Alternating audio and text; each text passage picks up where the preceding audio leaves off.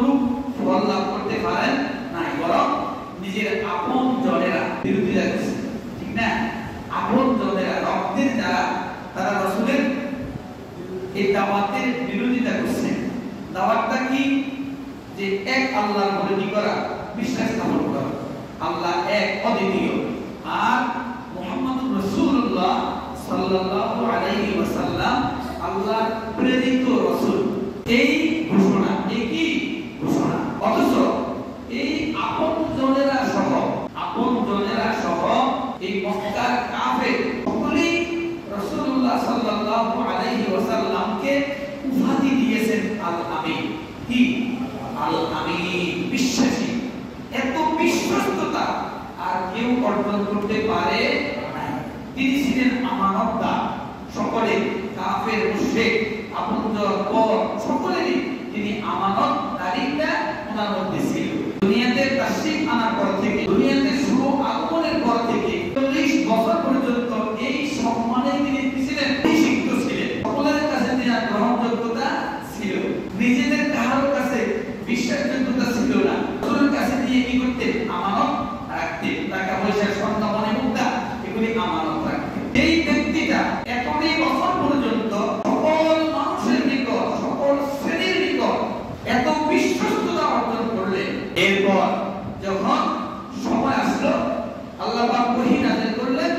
যখন দাওয়াতের কাজ আল্লাহ পাকের পক্ষ থেকে ঘোষণা হলো, এবারে কি? বিরোধিতা শুরু হয়ে গেল। এই বিরোধিতার ভিতরে, চক্রান্তের ভিতরে, ষড়যন্ত্রের ভিতরে রাসূল করিম সাল্লাল্লাহু আলাইহি ওয়াসাল্লাম, আমি যে কথা বলতেছিলাম সেটা হলো, মক্কা থেকে মদিনায় যখন হিজরত করে চলে গেলেন, তখনই জুমার নামাজ উম্মতে মুহাম্মাদীর উপরে আল্লাহ পাক ফরজ করে দিয়েছেন। সুবহানাল্লাহ। মক্কায় অবস্থানরত অবস্থায় জুমার নামাজ কি ছিল না? ফরজ ছিল না। কথা কি বুঝে আসছে আপনাদের? মক্কা থেকে মদিনা, মক্কা ছিলেন কত বছর? প্রচার করেছেন কত বছর? 13 বছর। মক্কা থেকে মদিনায় যখন রাসূল গেলেন, তখনই জুমার নামাজ কি ফরজের হুকুম আল্লাহ পাকের পক্ষ থেকে নির্দেশ এসেছে। বিসমিল্লাহির রহমানির রহিম। ইয়া আইয়ুহাল্লাযীনা আমানু ইযা নুদিয়া লিস-সালাতি মিন ইয়াউমিল জুমআতি ফাসআউ ইলা যিকরিল্লাহি ওয়া যারুল বাই'আ যালিকুম খায়রুল লাকুম ইন কুনতুম তা'লামুন। সুবহানাল্লাহ। জুমার নামাজের জন্য তোমাদেরকে আহ্বান করা হয়, তোমরা কাজ করো, ব্যবসা বাণিজ্য সব ছেড়ে দাও, সব কি করো? ত্যাগ করো। কিসের জন্য? জুমার নামাজের জন্য। এই ইয়াউমিল জুমআ ফাসআউ ইলা যিকরিল্লাহ, আল্লাহর স্মরণের জন্য তোমরা কি করো? মসজিদের দিকে যাও। ওয়াদারুল বাই'আ, বেচা কিনা বন্ধ করে দাও, ব্যবসা বাণিজ্য কাজ করো সব রেখে দাও। যালিকুম খায়রুল লাকুম, যদি তোমরা বুঝো তাহলে এই নির্দেশটা, এই আমলটা, এই কাজটা অতি উত্তম। খায়রুল লাকুম ইন কুনতুম তা'লামুন, তোমরা যদি বুঝো তাহলে এই কাজটা তোমাদের জন্য কি? অতি উত্তম। হাদিসের ভাষায় রাসূল করিম সাল্লাল্লাহু আলাইহি ওয়াসাল্লাম ইরশাদ করেন, وعن جابر رضي الله تعالى قال قال النبي صلى الله عليه وسلم اعلموا أن الله قد افترض عليكم الجمعة في مقام هذا في شهري هذا من عامي هذا إلى يوم القيامة فمن تركها في حياتي أو بعدي وله إمام عادل أو جابر لاستخفافا بها أو وجودا لها فلا جمع الله شمله ولا بارك له في أمري ألا ولا صلاة له ولا زكاة له ولا حج له ولا صوم له ولا بر له حتى يتوب فمن تاب تاب الله عليه رواه ابن ماجه। অনেক লম্বা হাদিস। হযরত জাবের রাদিয়াল্লাহু তাআলা আনহু থেকে বর্ণিত, রাসূল করিম সাল্লাল্লাহু আলাইহি ওয়াসাল্লাম বলেন, মহান আল্লাহ পাক তোমাদের প্রতি জুমার নামাজ ফরজ করে দিয়েছে। এই স্থানে, এই মাসে, এই বছরে, কিয়ামত পর্যন্ত এই স্থানে, এই মাসে, এই বছরে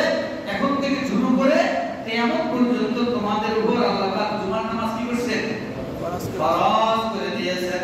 এই ব্যক্তি আমার যুগে বা আমার পরবর্তী যুগে এই বাণীকা আল্লাহর হাবিব মুহাম্মদ রাসূলুল্লাহ সাল্লাল্লাহু আলাইহি ওয়াসাল্লাম রাসূল বলতেছেন এই নির্দেশটা এই আদেশটা আমার যুগে এবং আমার পরবর্তী যুগে আমার সময়ে এবং আমার পরবর্তী সময়ে চাই তার ইমাম মানে নেতা মানে রাষ্ট্রপ্রধান চাই ইমাম ন্যায়পরায়ণ হোক অথবা কি অত্যাচারী হোক, কেউ যদি এই আদেশটুকু এই নামাজটুকু তুচ্ছ তাচ্ছিল্য করে এই জুমার নামাজকে তুচ্ছ তাচ্ছিল্য করে যদি কেউ আদায় না করে পালন না করে তাহলে ওই ব্যক্তির দিন দুনিয়ার কোন কাজে বরকত আল্লাহ পাক রাখবেন না। তুচ্ছ তাচ্ছিল্য করে অবহেলা করে না, শুধু তাই নয়, ওয়ালা বারাকা লাহু ফি আমরি আলা ওয়ালা সালাতা লাহু ওয়ালা যাকাতা লাহু ওয়ালা হাজ্জা লাহু ওয়ালা সাওমা লাহু ওয়ালা বিররা লাহু হাত্তা ইয়াতুবা ফামান তাবা তাবাল্লাহু আলাইহি।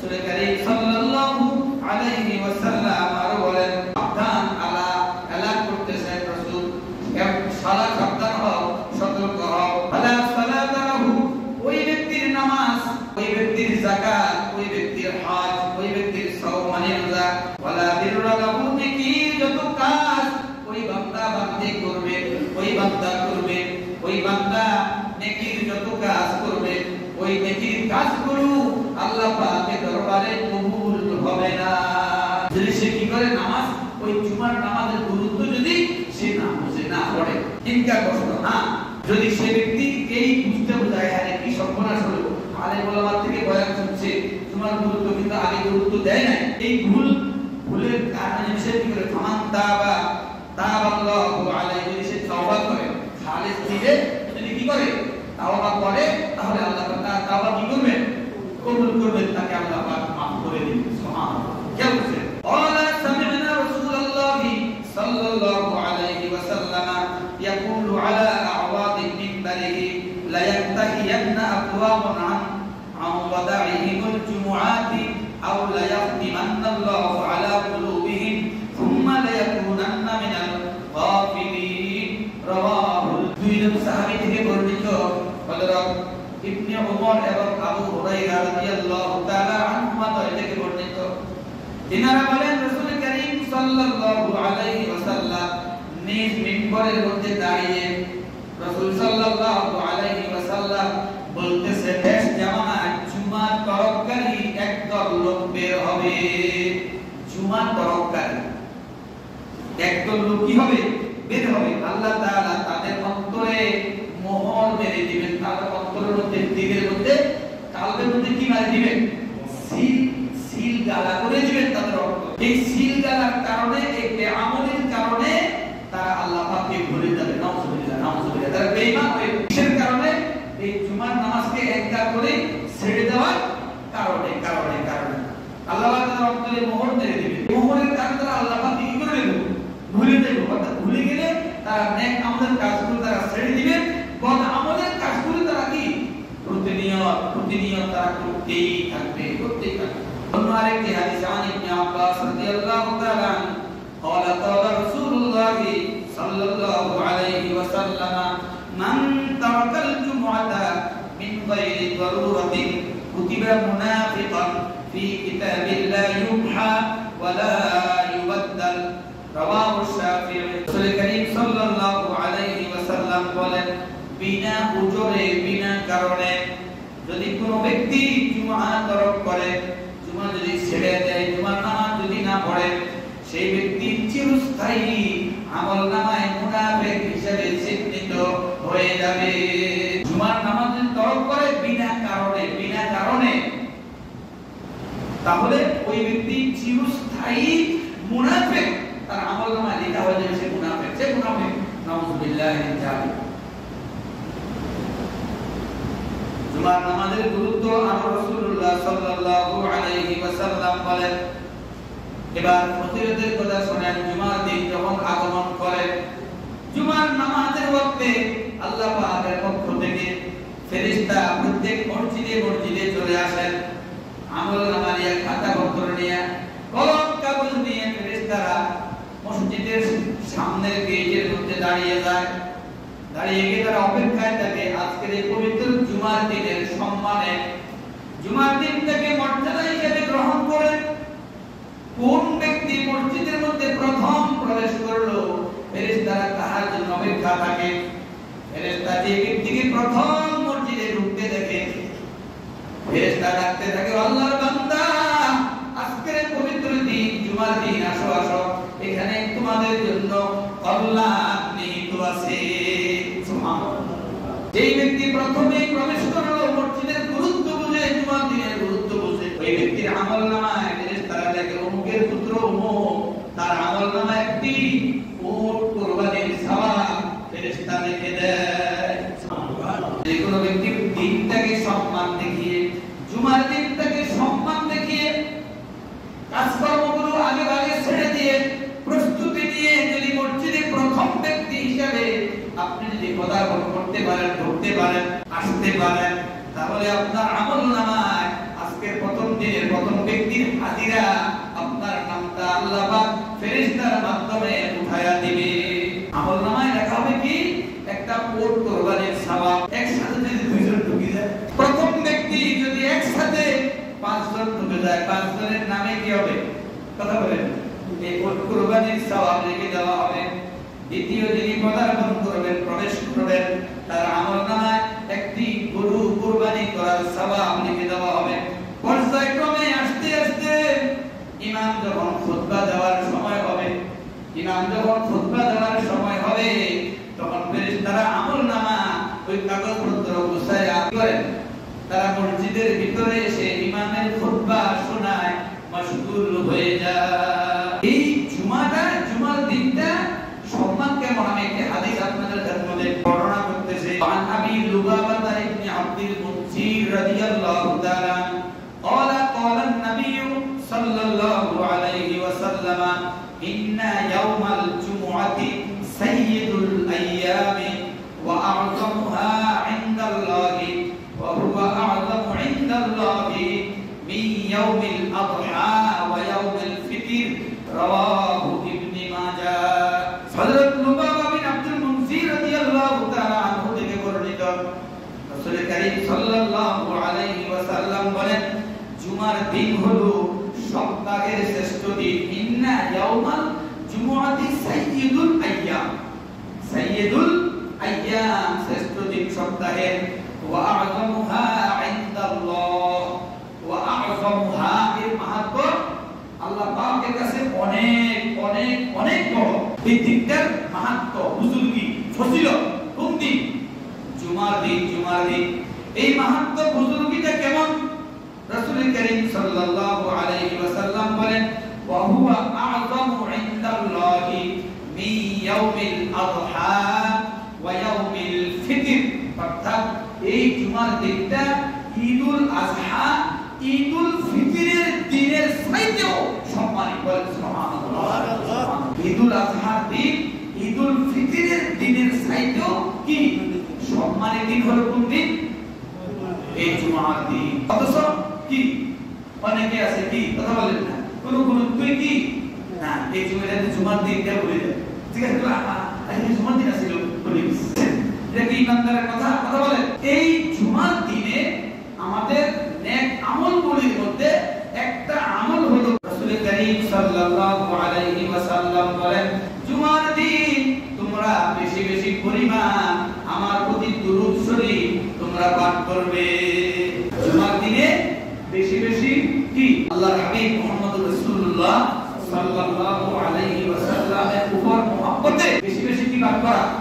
দুরূদ শরীফ পাঠ করা, দুরূদ শরীফ পাঠ করা। চেষ্টা করেন যে জুমার দিন রাত্রি দিনে একটু অন্যান্য নেক আমলের সাথে সাথে দুরূদ শরীফের আমলটা একটু বেশি বেশি করে করার কি করবেন? চেষ্টা করবেন। দুরূদ শরীফ যদি পাঠ করেন, দুরূদ শরীফ পাঠ করার ব্যাপারে স্বয়ং আল্লাহ রাব্বুল আলামিন কি বলছেন? নির্দেশ দিয়েছেন। আল্লাহ রাব্বুল আলামিন নির্দেশ দিয়েছেন, ইন্নাল্লাহা ওয়া মালাইকাতাহু ইউসাল্লুনা আলান নবী।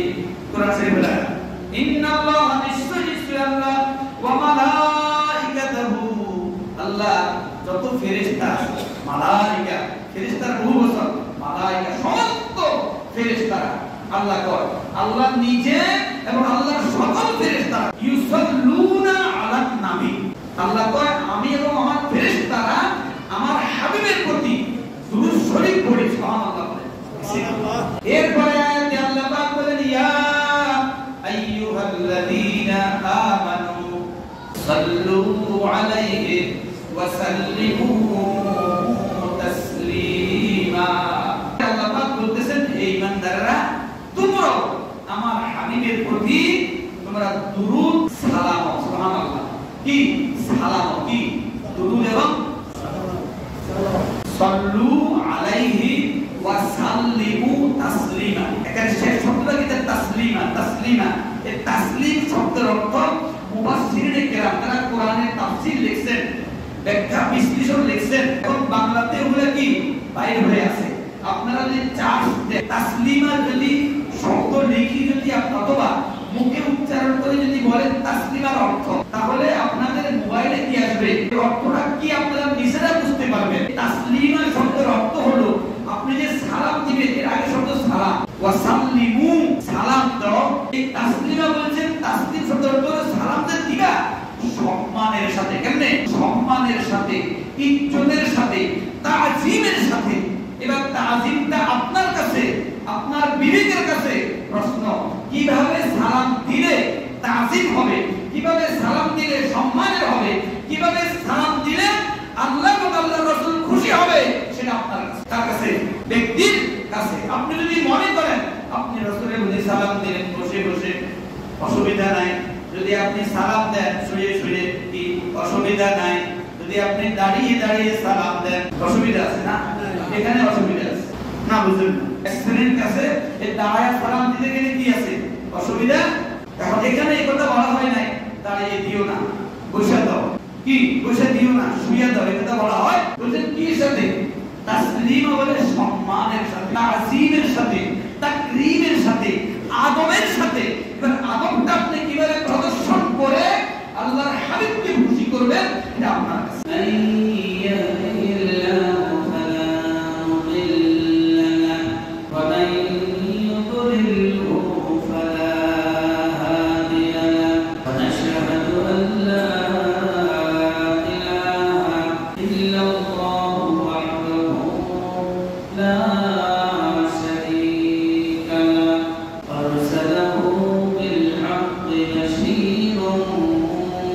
ونذيرا